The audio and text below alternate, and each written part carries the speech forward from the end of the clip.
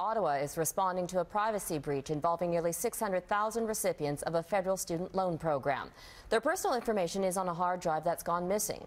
The government says it's taking adequate steps to protect those affected, but the victims and their lawyers aren't so sure. Mike Drolet explains. The hard drive contained sensitive information, social insurance numbers, loan information, dates of birth of 583,000 Canadians, a veritable treasure trove to identity thieves.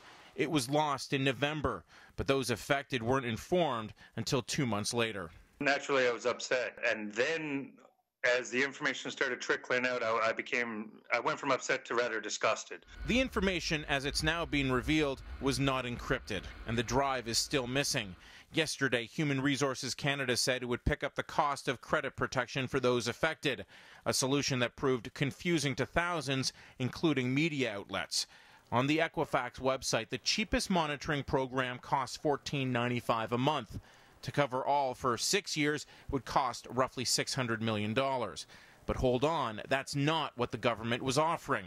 Today, Human Resources clarified the government has purchased a credit protection known as Credit Flag from Equifax, and it would normally come at a cost. Now, monitoring and flagging are two different things entirely. For one, flagging is free in most provinces, so how much this costs the government is unclear, and they're not saying.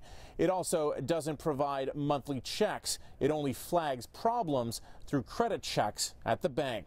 All I really want out of it is that protection, that $14.95 plan or whatever other equivalent plan that they can offer that gives me that peace of mind. So that's all I'm really looking for. Lawyers representing 2 of the 4 class action lawsuits we spoke with today are looking for far more. Tony Merchant in Regina and Bob Buckingham in St. John's already have thousands signed up for the respective cases.